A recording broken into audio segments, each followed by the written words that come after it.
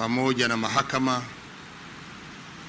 na watumishi wote wa serikali mlioko hapa, watoto, wajukuu na ndugu na marafiki wa marehemu, pamoja na viongozi wa dini.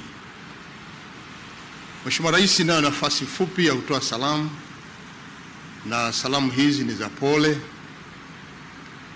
kwako wewe Mheshimiwa Rais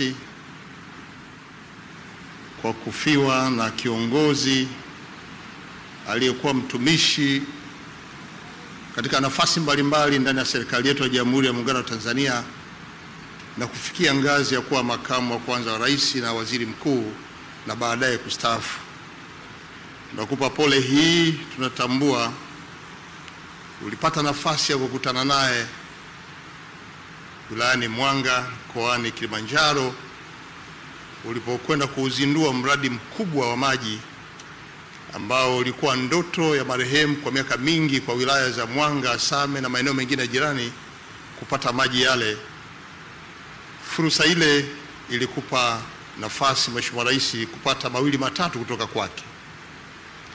Mheshimiwa Rais, tunakupa pole, lakini pia hata sisi ambao tunafanya kazi ofisi ya waziri mkuu tumenufaika na tunaendelea kunufaika na mchango wake toka utumishi wake akiwa waziri mkuu, nyaraka mbalimbali ambazo alizifanyia kazi, maelekezo ambayo kwa sasa yanaendelea kufanya kazi, nasi pia tumeguswa na msiba huu. Mheshimiwa Rais, nitoe pole kwa familia, watoto, ndugu na marafiki kwa kuondokewa na mzazi wetu, baba yetu, ambaye wasifu wake umeelezwa vizuri sana na katibu mkuu ofisi ya rais utumishi pamoja na dada yetu mtoto wa marehemu,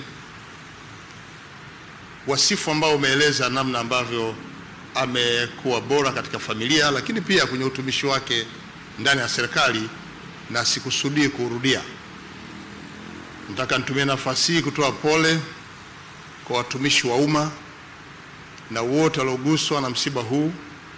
Tumepoteza kiongozi ambaye alikuwa anaendelea kutupa ushauri wa namna kutekeleza majukumu yetu ndani ya serikali, akisisitiza kutenda kazi kwa uaminifu, uadilifu, lakini pia na weledi wa hali ya juu kwa lengo la kutoa matokeo.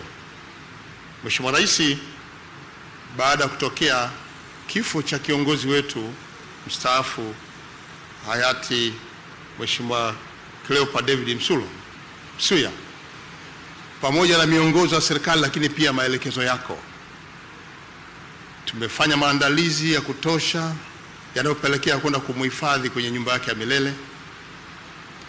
Kutoka mwanzo akiwa Mzena, tulipompeleka kama mwili pale Lugalo, na baadaye nyumbani kwa marehemu hapa jijini Dar es Salaam. Maandalizi yameendelea na yako kwenye maandalizi mazuri pale Mwanga, lakini kule Usangi maandalizi yote yapo, na kule Usangi tumepeleka timu ya mawaziri na makatibu wakuu na watendaji wengine serikalini. Nataka nikuhakikishie maelekezo yako yote yameendelea kutekelezwa na hali ni mzuri ya kwenda kumfikisha kwenye nyumba yake ya milele. Mheshimiwa Rais, naomba tukushukuru kwa kutupatia ndege itakayobeba mwili wa marehemu pamoja na wanafamilia kesho asubuhi ili kufika mkoani Kilimanjaro na baadaye Mwanga, ambako wana Mwanga na majirani na yeyote aliyeguswa na msiba huu atapata nafasi ya kuaga pale Mwanga mjini kesho, na baadaye jioni tutakwenda kijijini Usangi ambako kesho kutwa kutakuwa na hatua za mwisho za kwenda kumlaza kwenye nyumba yake ya milele. Mheshimiwa Rais, kwa nafasi ndogo niliyopewa ya kutoa salamu, tunakushukuru kwa maelekezo yako kwa ujumla, na nikuhakikishie kwamba safari hii ya mzee wetu tunaendelea kuiratibu vizuri. Mheshimiwa Rais, nikupe pole familia na wengine wote, na nimalize kwa kushukuru Mwenyezi Mungu kwamba yeye ndio alitoa na sasa anatoa, na jina lake lihimidiwe. Asante sana kwa kunisikiliza. Tunakushukuru sana Mheshimiwa Kassim Majaliwa